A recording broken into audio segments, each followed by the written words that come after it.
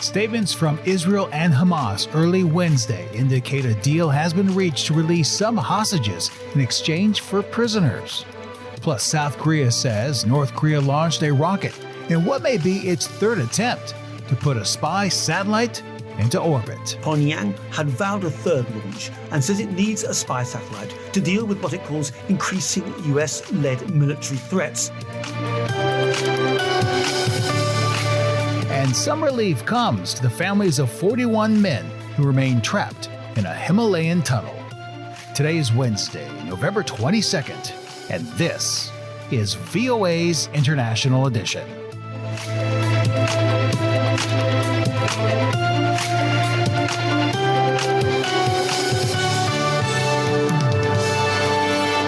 Good morning, I'm Steve Miller. Early Wednesday, Israel's government voted in favor of the deal to release some hostages. According to a statement from Hamas, it will release around 50 women and children hostages from Gaza in exchange for Israel releasing some 150 Palestinian women and children from Israeli jails. Now, this is a developing story, and we'll have updated information as it becomes available on voanews.com. Now, earlier, Israeli Prime Minister Benjamin Netanyahu says that Israel will continue its war against Hamas, even if a temporary ceasefire is reached with the Islamic militant group. In comments on Tuesday, Netanyahu vowed to press ahead, quote, "We are at war, and we will continue with the war," end quote, adding that we will continue until we achieve all our goals. VOA's Kim Lewis spoke with Linda Gradstein in Jerusalem to learn more about the deal. This is a deal that's been worked out over weeks, in fact, painstaking negotiations with Qatar, Egypt, the United States, and Israel. The deal is that 50 Israeli hostages, women and children, and perhaps a few of the elderly, will be released in 4 groups over 4 days. And once the first group is released, then a 5-day ceasefire will come into place. A large amount of humanitarian aid will come into the Gaza Strip, including fuel, which Hamas needs very badly. And Israel will also release Palestinian women and children. There's a possibility for extending that ceasefire. For every day that it's extended, another 10 hostages would be released. The deal will not include soldiers. It will not include men. And it will only include Israelis, not foreigners, like there are about 24 Thai workers. Now, in some cases, there were whole families kidnapped. So what that means on October 7th, what that means is that the mother and the children will be getting out and, assuming this all goes through, and the fathers will stay behind in captivity. The IDF says pressure must remain on Hamas. So what are the expectations of Hamas following through on the deal? Well, I think that if, Hamas has an interest in this deal because they want the humanitarian aid to come in. They need the break in time to sort of organize themselves. But nobody is thinking that this is going to mean the end of the fighting. In fact, Israeli Prime Minister Benjamin Netanyahu said when talking about Khan Yunis, which is actually a city in southern Gaza, it's not a question of if we will enter it, it's when we will enter it. And some critics are saying humanitarian aid should not be linked to a hostage negotiation.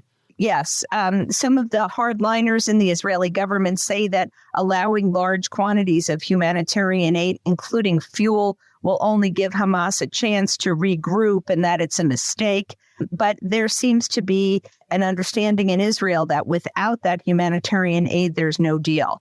Now, remember, these hostages, are women and children. There are babies there. Some of the children are by themselves. There are 2 3-year-old toddlers whose parents were killed and they were taken into captivity. So I think there's a pretty wide Israeli consensus that this deal is the best that Israel could get, at least right now, that Israel will keep up the pressure on Hamas, but it's a deal that's very much worth it from Israel's perspective, and the deal could start. In other words, the first group of hostages could be released on Thursday. Linda Gradstein reports for VOA from Jerusalem, and she was speaking to my colleague, Kim Lewis. In Ashkelon, Israel, the site of the country's Iron Dome anti-missile system, intercepting rockets coming from Gaza has become a common sight.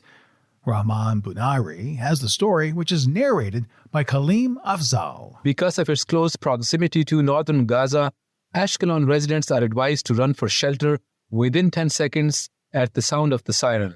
Resident Aeon Holzman says he has to run for cover almost daily. All over the day, even in the nights, in the day, every time. Local authorities say around 1/3 of the population has left Ashkelon because of the constant threats of rockets from Gaza. Many residents like Yuel, who only gave Yue her first name, spent days inside after Hamas launched its attacks on October 7th. At the beginning of the war, I was in the shelter for 1 week. I didn't leave the house, so it was very hard for me because I didn't saw a person. I didn't know nothing. It's quiet here. There aren't many people on the streets or local roads. And Dina, a local, who did not give us her last name, says schools have been closed since October 7th. They don't go to school. The school is not safe right now for people in Ashkelon to go because the bombing is still happening. The seaport town is normally a thriving tourist spot, but now most of the shops are either closed or have no customers. For Iman Boneri, in Ashkelon, Israel, Kalim Afzal, VOA News. We're also following these stories from around the world. The United States said on Tuesday it is concerned that Iran is considering providing Russia with ballistic missiles now for use in Ukraine. And also, the United States carried out 2 series of strikes in Iraq against Iranian-backed militants. A federal court in Pakistan ruled on Tuesday that the closed-door jail trial of former Prime Minister Imran Khan on charges of leaking state secrets was unlawful. Khan's lawyer says that Tuesday's ruling means the entire trial will start from scratch in an open court in the presence of the media. The victory of Argentina's libertarian president-elect Javier Milei sparked mixed reactions worldwide, including hostility from some Latin American leftists, tentative support from others, and a pledge from China to work with him despite his critical comments. The former television pundit is set to take office next month, moving Argentina decisively away from the center-left Peronist government of outgoing President Alberto Fernandez. South Korea says North Korea has launched a rocket in what may be its 3rd attempt to put a spy satellite into orbit. North Korea says that the spy satellite launch was successful. AP correspondent Charles de Ledesma brings us the details. The military in Seoul says the rocket was launched late on Tuesday. The North's 2 previous attempts failed because of technical reasons. Pyongyang had vowed a 3rd launch and says it needs a spy satellite to deal with what it calls increasing US-led military threats. South Korea retrieved debris from the first launch and called the satellite too crude to perform military reconnaissance. South Korea's military recently suggested it could suspend a 2018 inter-Korean agreement to reduce tensions and resume frontline aerial surveillance and firing exercises if the North went ahead with its launch. I'm Charles de Ledesma. NATO Secretary General Jens Stoltenberg said on Tuesday, "For 2 decades, KFOR has ensured a safe and secure environment in Kosovo for all communities. We will continue to do so impartially and in line with our UN mandate." In May, the installation of 4 Albanian mayors in Serb-majority towns in Kosovo led to violent clashes with KFOR troops and Kosovo's Serb nationalists, injuring 93 peacekeepers. In September, around 30 armed Serbs barricaded themselves in a Serbian Orthodox monastery near the village of Banjka, in the predominantly Serb north of Kosovo. The incident ended with a shootout in which 3 attackers and a Kosovo police officer were killed.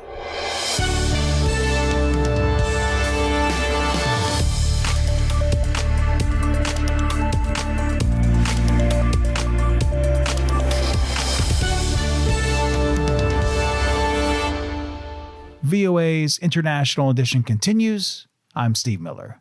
The first images emerged on Tuesday of 41 men trapped for more than a week in a highway tunnel in the Indian Himalayas, showing them standing in the confined space and communicating with rescue workers.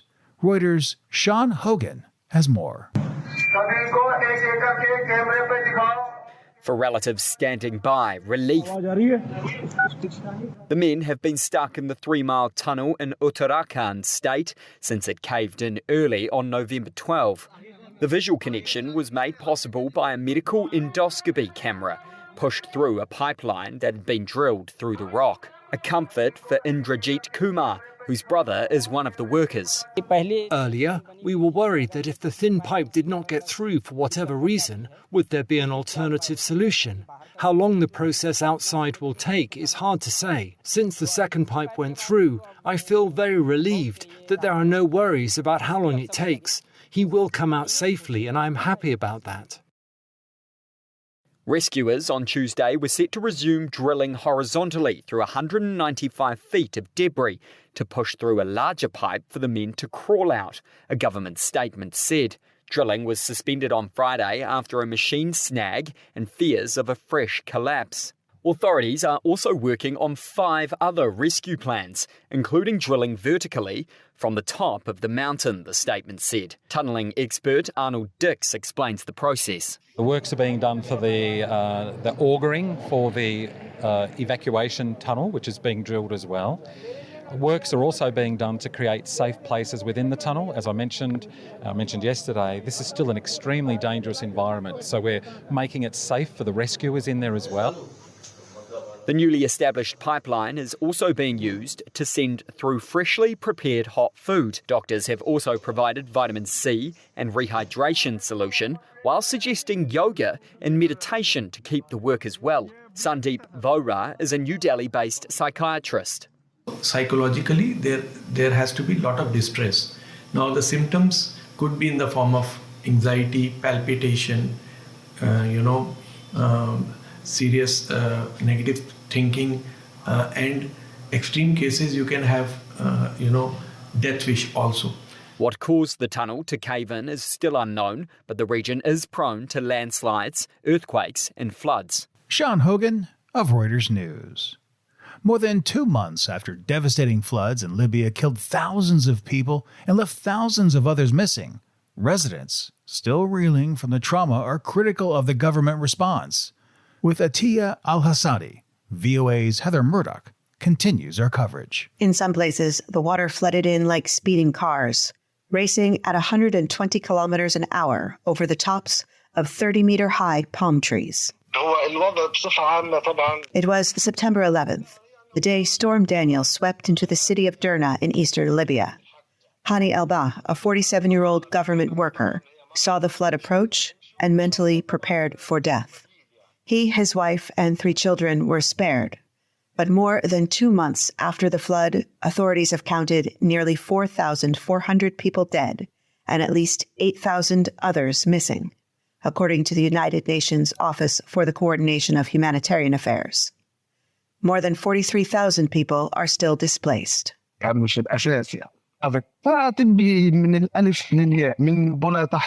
a phone call from Derna, Alba says many people are still living among the devastation, with the city needing infrastructure, housing projects, and water supply projects. But mostly, he says, they need psychological support. It is difficult to determine what is happening on the ground. Most journalists were not given permission to enter Derna immediately after the floods, and many who could enter were later kicked out. Sanad Alawami, a Libyan Red Crescent volunteer who works in Derna, says the extreme trauma from the floods can be seen on the streets. Alawami says when it rains, children race to the rooftops of buildings, urging passerbys to come up because, as they say, it is starting. The mental health crisis is among Derna's most urgent needs, says Talal Bernaz, the Libya country director at International Medical Corps. But it is also a difficult issue to address. Libya lacks trained psychologists and a culture of mental health care, he says.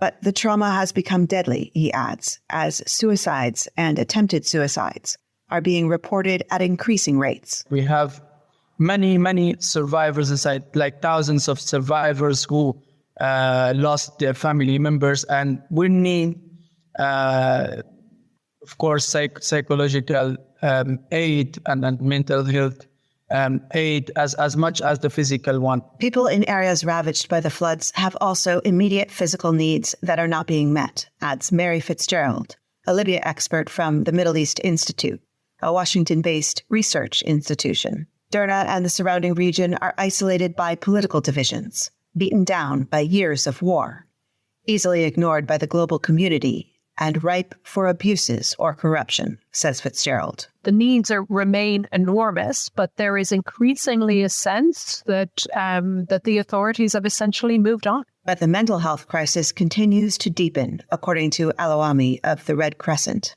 and many among the thousands of missing people are no closer to being identified. Bodies are now being found as far away as 80 kilometers offshore, and many survivors are still in shock, having never had the time to grieve. Heather Murdoch, VOA News, Istanbul. A surge in the number of migrants making the treacherous journey from West Africa to Spain's Canary Islands is straining local authorities. Human rights groups say many child migrants are being wrongly classified as adults by Spanish police, putting them at increased risk. Henry Ridgewell brings us that story. Musa Kamara is 15 years old. He was orphaned following a coup in his home country of Guinea. He chose to escape, spending 11 days at sea in a wooden boat on the treacherous journey from Senegal to the Spanish island of Tenerife, along with 240 other migrants. For half that time, he had no food or water. 20 people died in the crossing. When he arrived on October 27th, Spanish authorities classified Kamara and his friend as adults rather than children. Kamara said he told the staff at the migrant centre that they were 15 years old, but they didn't write that, he says. They took us as if we were adults. We are children, he said, but they brought us here. They betrayed us. Police sent the two boys to an old military base in Tenerife's mountains, where around 2,000 adult migrants await transfers to mainland Spain. Amnesty International found that 12 of 29 migrants they interviewed on the islands were children who had been incorrectly classified as adults. Amnesty's Virginia Alvarez. We were talking with one girl. She was 17 and she was detained for 3 days with men and women in a place without any oversight by the authorities. She was sleeping on the floor. A bone test is required to prove a migrant's age, but these can take months. Child migrants are given extra support to find residency and education until they turn 18. But if they are classed as adults, they receive little government help. Amnesty says treating child migrants as adults is illegal under Spanish law, and it subjects them to injustices. If they are treated as adults, they can be expelled to their countries of origin. So far this year, more than 32,000 migrants have arrived on the Canary Islands from West Africa, the highest since 2006. Local authorities say the Spanish government isn't doing enough to help.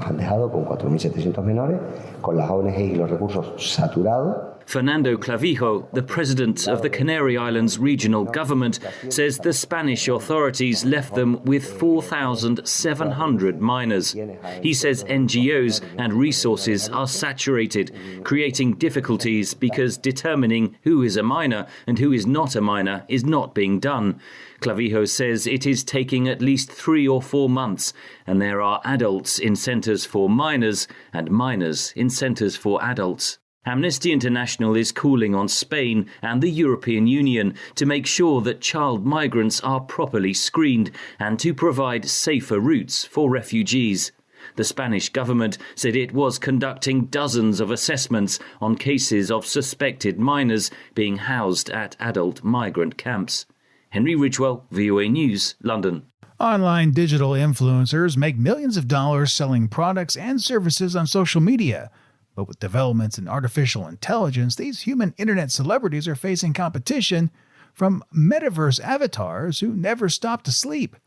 Deanna Mitchell rounds us out. Virtual teen influencer Nunori is the first digital character to get a record deal, releasing her first single in September with Warner Music. Her voice was generated with the help of artificial intelligence, or AI. The love you show for my first song and music video, Dominoes, is incredible and touches me so deeply. Nunori has already collaborated with fashion houses Dior, Versace, and Marc Jacobs, and is now capitalizing on advancements in generative AI to create music. Some argue that virtual influencers have an advantage over their human competitors. They never tire, complain, or have to watch their figure, and they are more controllable, which is appealing to marketers. With 2.7 million Instagram followers, Lil Miquela is one of the biggest earners amongst virtual influencers, bringing in an estimated $11 million a year for her team, according to Forbes.com. Wow. Like Nunori, Lil Miquela collaborates with high-end brands and models, and she has even appeared in a Calvin Klein campaign kissing top model Bella Hadid. It seems even with virtual influencers, sex sells, which some say is concerning.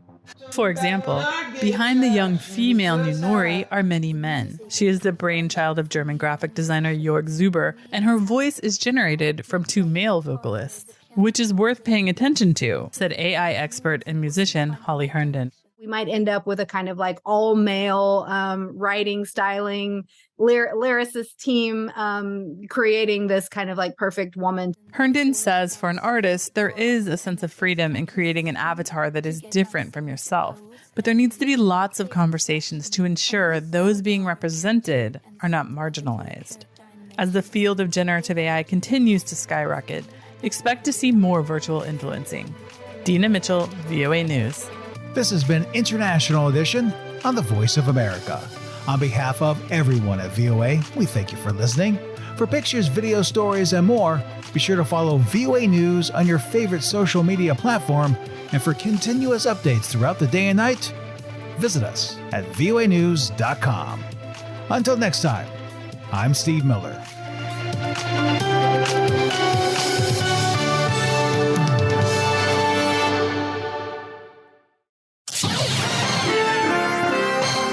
Next, an editorial reflecting the views of the United States government. 7 months ago, hopes for civilian governance in Sudan were tragically dimmed when a new conflict broke out between the Sudanese Armed Forces, the SAF, and the paramilitary group known as the Rapid Support Forces, or RSF.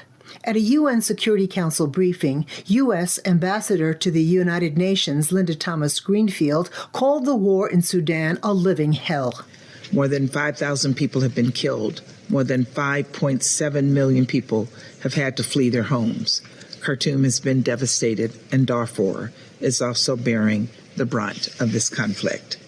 Ambassador Thomas-Greenfield noted that in November, the RSF and allied militias carried out massacres and other horrific abuses across West Darfur. Eyewitnesses reported further human rights abuses in West Darfur. The ethnic targeting of the ethnic African Masalit community and the arbitrary detention of civilians, including local leaders, human rights defenders, and activists. According to doctors and the UN, more than 800 people and counting were killed in a multi-day attack in Adramanta, in what may amount to the single largest mass killing since the war erupted in April. Conflict-related sexual violence, including rape, has been rampant, said Ambassador Thomas-Greenfield. According to the OHCHR, women and girls are being abducted, chained, and held against their will in RSF-controlled areas in Darfur. This is all happening on our watch, and it is a stain on our collective humanity. A sustained peace is the only way to save lives and end the crisis, said Ambassador Thomas-Greenfield. To further that goal, the United States, with the Kingdom of Saudi Arabia and the Intergovernmental Authority for Development, reconvened ceasefire talks between the parties in Jeddah. The SAF and RSF agreed to identify points of contact to help with humanitarian assistance. In addition, they resolved to implement confidence-building measures, including establishing communication between SAF and RSF leaders, arresting prison escapees, and reducing hostile rhetoric. It remains to be seen if the parties live up to these commitments. It is past time for the parties to put down their weapons and resume civilian governance, declared Ambassador Thomas-Greenfield. Let us all do everything possible to help the Sudanese people secure the freedom, the peace, and justice they deserve. That was an editorial reflecting the views of the United States government.